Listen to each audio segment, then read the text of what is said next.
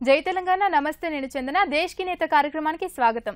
ఈ రోజు మన దేశ్ కి నేత కార్యక్రమంలో పాల్గొనడానికి వరంగల్ జిల్లా తొర్రూరు మండలం మడిపల్లి గ్రామానికి చెందిన జి మాధవి సాయిల్ గారు ఉన్నారు। నమస్తే అండి। నమస్తే అండి। ఓకే, ముందుగా మీరు ఏ ఆశయంతో సర్పంచ్ కావాలనుకున్నారో చెప్పండి। నేను గ్రామ ప్రజల కొరకు చాలా వెనుకబడి ఉన్నారని వాళ్ళ ఆశయాల కొరకు సర్పంచ్ నేను మేడం। ఓకే, అంటే ఎన్నికల్లో పోటీ చేసేటప్పుడు ఏవో కొన్ని హామీలు ఇవ్వడం జరుగుతుంది। ప్రజలు మిమ్మల్ని నమ్మి మీకే ఓటేయడానికి ఏవో కొన్ని హామీలు ఇవ్వడం జరుగుతుంది। అదే విధంగా మీకు ఇంతకు ముందు ఉన్న సర్పంచ్ మంచి చేయకపోవడం ఏదో ఒకటి ఉంటుంది, అట్లాంటివి ఏంటి ఉన్నాయి మీకు? అసలు చాలా ఉన్నాయి మేడం, చాలా ఉన్నాయి। ఎస్సీ ఎస్టీ వాళ్ళకు ఇండ్లు కట్టిస్తామని ఇండ్లు కట్టియపోవడం, సైడ్ కాలువలని, తాగునీటి సమస్య అని, సాగునీటి సమస్య అని చాలా ఇబ్బందులు ఉండేవి మేడం। మరి మీరు సర్పంచ్గా పోటీ చేసే ముందు మీరు ఎటువంటి హామీలు ఇచ్చారు? నేను తాగునీటి సమస్య పరిష్కరిస్తా అని చెప్పా, సాగునీటి సమస్య, ఇండ్ల అని, టాయిలెట్స్లని, గ్యాస్లని అన్నీ ఇప్పిస్తా అని ఒప్పుకున్నా మేడం। మరి ఇచ్చిన హామీల్లో ఇంతవరకు 6 నెలలు గడిచిపోతుంది, 6 నెలల్లో ఇంతవరకు ఏ హామీలు నెరవేర్చారు? సీసీ రోడ్లు వేసాం మేడం, 10 లక్షలు। ఏట్ల నుండి కుండ్లకు పైప్ లైన్ వేసాం 6 లక్షలు। కొన్ని గ్యాస్ కనెక్షన్లు కూడా చేశాం మేడం। ఓకే, ఇంకా ఏం చేసినారు, ఏం చెయ్యాలనుకుంటున్నారు? ఇంకా చాలా గ్రామాల్లో చాలా వెనుకబడిపోయింది మేడం, చాలా అభివృద్ధి చేయాలని ఆశ ఉంది, ఇంకా నెరవేరుస్తాను। పండుగలకు కొన్ని సమస్యలు నెరవేర్చేది కూడా చేశాం మేడం। వీధి లైట్లని కొన్ని, అది ఇప్పుడు కొత్తగా పైప్ లైన్లు అనేసాం। ఇంతకుముందుకు వేసిన పైపులో వాటర్ రాకపోవడం వల్ల ఇప్పుడు పైప్ లైన్ కూడా వేసాం మేడం। ఈ 2-3 రోజులలో ఇక 5-6 హ్యాండ్ పంప్స్ కూడా ఫిట్ చేయడం జరుగుతుంది। ఓకే, ఎన్నికల్లోకి వచ్చే ముందు ఏమైనా డబ్బులు ఖర్చు పెట్టిరా? పెట్టాం మేడం। అంటే ఎన్ని ఖర్చు పెట్టుంటారు? అందదా 10 lakhs పెట్టాం మేడం। ఓకే రైట్, అన్నీ పెట్టకూడదు కదా? ఇక మామూలుగా పెట్టాలంటే ప్రజల కొరకు, ప్రజలు పూర్తిగా వాళ్ళ ఆశయం కొరకే మనకు ఓటేయరు కదా మేడం, ఎటు ఉంటే అటే ఇస్తారు। తర్వాత మనం చేసే పనులను బట్టి ముందు ముందు ఎట్లా ఈ మళ్ళా 5 సంవత్సరాల పీరియడ్లో ఏం చేస్తుంది। ముఖ్యంగా మీ గ్రామంలో ఎటువంటి సమస్యలు ఉన్నాయి? తాగునీటి సమస్య బాగుంది మేడం। మరి తాగునీటి సమస్య కోసం మీరు ఏం చేసారు ఒక సర్పంచ్గా? పైప్ లైన్ వేసాం ఇప్పుడు కొత్తగా, మళ్ళా అది ఐరన్ బోర్డ్స్ అని వేస్తున్నాం కదా మేడం, 5 శాంక్షన్ చేసాం, తీర్మానం పెట్టాం। ఓకే, ఒక మహిళా సర్పంచ్గా మహిళల కోసం ఏం చేసినారు, ఏం చేయాలనుకుంటున్నారు? మహిళల కంటే ఇక ప్రస్తుతానికి ఇక వంట గ్యాసులు మాత్రం ఇప్పించాను, టాయిలెట్స్ కట్టిస్తున్నాను। ఇంకా అట్లాంటివే కాకుండా బతుకు తెరువు కోసం ఏం చేయాలనుకుంటున్నారు వాళ్ళకి? బతుకు తెరువు కొరకు వాళ్ళకు కొన్ని గ్రూపులని, కొన్ని కమిటీలు వేసి కొన్ని సమస్యలు అనేటివి పరిష్కరించాలని, ఎన్నో సమస్యలు ఉంటాయి మహిళలకు, కానీ వాళ్ళకు తీర్మానం చేయడానికి ఇక కొన్ని కమిటీలు వేస్తేనే తీర్మానం అవుతాయి కదా మేడం। కొన్ని కమిటీలు వేసి వాళ్ళను, మహిళలను ముందుకు నడిపించి ప్రోత్సాహం ఇవ్వాలని అనుకుంటున్నాను। ఓకే, ప్రతి దగ్గర జరుగుతుంది ఏంటంటే ఆడవాళ్ళ ఇంటికే పరిమితం అన్నట్టుగా ఉంటుంది। మీ గ్రామంలో కూడా అటువంటి సిచ్యుయేషన్స్ ఉన్నాయా? అటువంటి సిచ్యుయేషన్స్ ఉన్నప్పుడు మీరు ఏ విధంగా స్పందిస్తున్నారు? అట్లా ఉండద్దు, ప్రతి దానికి ముందుబడి నడవాలనేదే నా కోరిక మహిళలది। ఓకే, ఇంకా ఏం చేయాలనుకుంటున్నారు మహిళల కోసం? మహిళల కొరకు ఇంకా చాలా చేయాలనుకుంటాను। ఇక వంటింటి పరిమితమే కాకుండా ఇంకా ప్రతి ఒక్కరు చదువుకోవాలి, పేదవాళ్ళే చదువుకోవాలి, ఉన్నవాళ్ళే చదువుకోవాలి అనే సమస్య ఉండద్దు, ప్రతి ఒక్కరు చదువుకోవాలి। పేదవాళ్ళను చదివించడానికి కూడా ప్రోత్సహించాలి, మనం ప్రోత్సహిస్తేనే ముందుకు వస్తారు। ఓకే, ఆడపిల్లల్ని కనడానికే ఇబ్బంది పడుతున్నారు కదా? ఆడపిల్లలను కనడానికే ఇబ్బంది పడుతున్న ఈ రోజుల్లో బంగారు తల్లి పథకం అని ఇచ్చింది ఒకటి, దాని వలన కూడా కొంతమంది ముందుకు వస్తుండ్రు మేడం। ఓకే, మీ గ్రామంలో ఉన్న పేద ప్రజలు ఎంతమంది చేసుకున్నారు బంగారు తల్లి పథకాన్ని? ఎంతమంది వినియోగించుకున్నారు? దాదాపు ఇప్పుడు 10 వరకు అయినాయి మేడం। 10 మంది వేయించుకున్నారు అంటే ఇంకా ఎవరు లేరా? పేద కుటుంబంలో పుట్టిన పిల్లలు ఎవరు లేరా? ఇంకెవరు లేరు మేడం, ఇంత ముందుకుండే, కానీ 2 పిల్లలు 3 అయ్యారు కదా మేడం, ఇప్పుడు వాళ్ళకు ఉండదు కదా అవకాశం। ఓకే, ఇంకొక విషయం ఏంటంటే భారతదేశంలో మహిళలు 100% ఉంటే 100%లో 20% మంది మాత్రమే డిగ్రీ దాటుతున్నారు। అవును, అటువంటి సమయంలో మీ గ్రామంలో మహిళల విద్య ఎట్లుంది? మహిళల విద్య బాగానే ఉంది మా గ్రామంలో, బాగానే చదువుకుంటారు, ముందుకు వెళ్తారు. కానీ అంటే 10th వరకే చదువుకుంటున్నారా? ఆ పైన విద్య కూడా కొనసాగిస్తున్నారా? చేస్తుండ్రు ఇంటర్ డిగ్రీ చేస్తుండ్రు.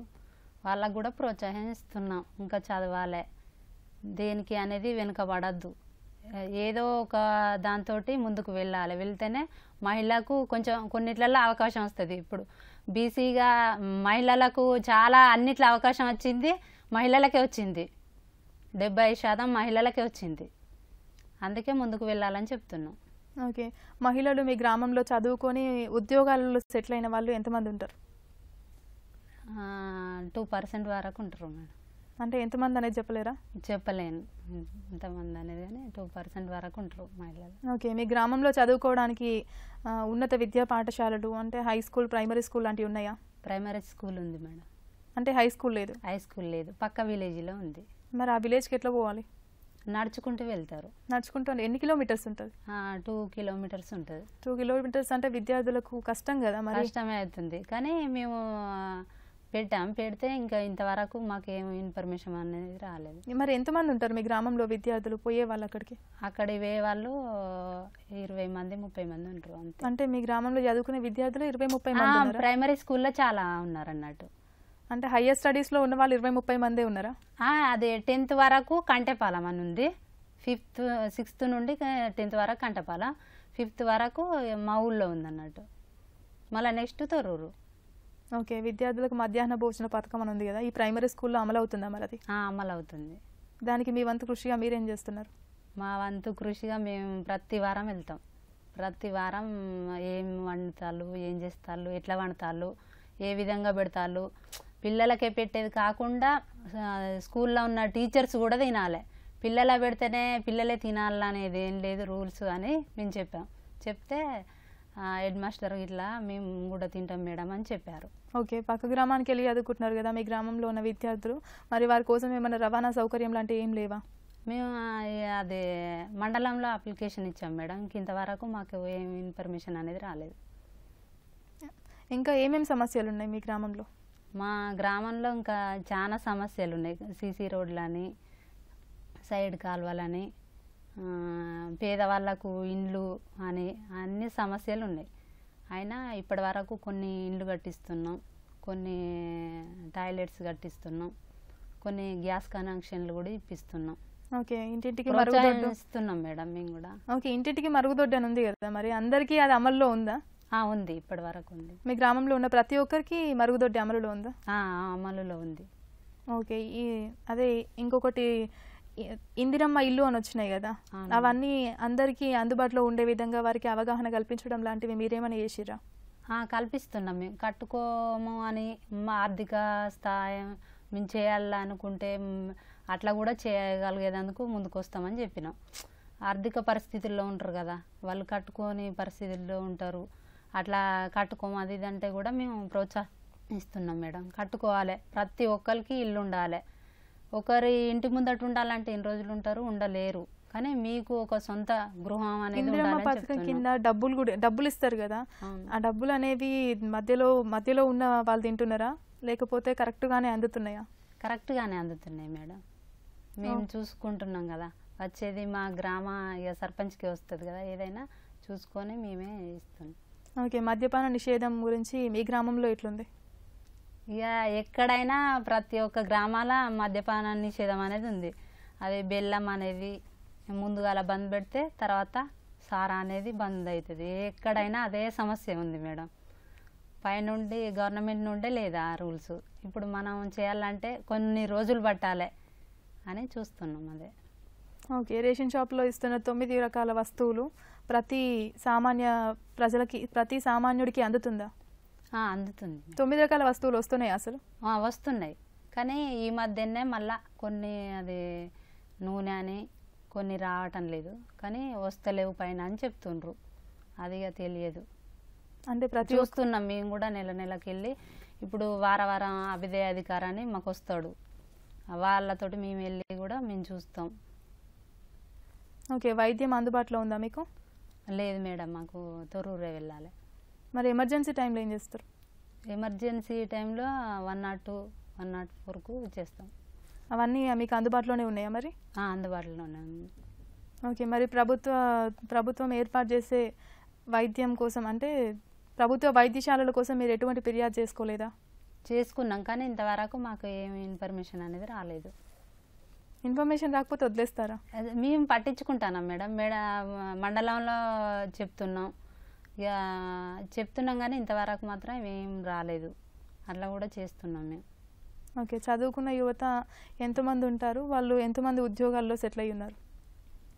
దాదాపు 10% వరకు కావచ్చు.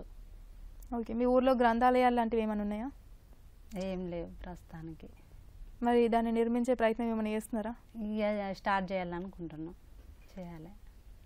ఓకే. ఇంకా మీ ఊర్లో సాగునీటి కోసం వెనకటి నుంచి వస్తున్న చెరువులు, కుంటలు, చేదబాయిలు లాంటివి ఏమైనా ఉన్నాయా? 4 కుంటలు ఉన్నాయి మేడం. కుంటలలో నీళ్ళు ఉన్నాయా? మరి నీళ్లు లేవు. వాటికే ఇప్పుడు ఒక కుంటకు పైప్ లైన్ అని ఇస్తున్నాం. 6 లక్షలు తీసుకొచ్చి ఇస్తున్నాం. స్టార్ట్ అయింది. స్టార్ట్ చేస్తే ఇక అయిపోద్ది. చెరువులు ఒకటి ఉంది, కుంటలు 4 ఉన్నాయి. చెరువులో నీళ్ళు ఉన్నాయా? నీళ్ళు ఉన్నాయి. రైతులందరికీ సాగునీరు కరెక్ట్గా అందుతుందా? మరి మామూలుగా ఇప్పటి వరకు అయితే అందుతుంది. ఓకే. ఇంకా సమస్యలు అంటే ఇక ఇప్పుడు మేము గెలిచి 6 నెలలు 7 నెలలకు వస్తుంది. ఇక ప్రస్తుతం మాత్రం ఇవి చేస్తున్నాం. ఇంకా ముందు ముందు చాలా చేయాలని మడిపల్లి గ్రామ ప్రజలకు వాళ్ళకు ఎప్పటికీ చేయాలని మా అభిప్రాయం. ఓకే. తెలంగాణ అంశానికి వచ్చినట్టయితే తెలంగాణ ఉద్యమం కోసం ఎంతో మంది పోరాటాలు చేశారు. మరి మీ గ్రామం నుంచి ఎటువంటి పోరాటం చేసినారు?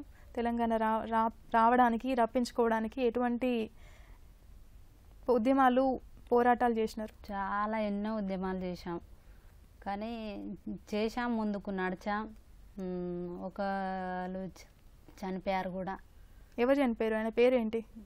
మహమ్మద్ ఏమో ఉంది పేరు ప్రస్తుతానికి మాత్రం. ఆయన చనిపోయాడు. ఇక ఇంకా ముందు చాలా పోరాటాలు చేసి ముందుకు నడవాలనేదే మా కోరిక. ఓకే మాధవి గారు, మరింతగా మనం కంటిన్యూ చేద్దాం. ఇప్పుడు దేశ్ కి నేత కార్యక్రమంలో ఒక చిన్న విరామం తీసుకుందాం.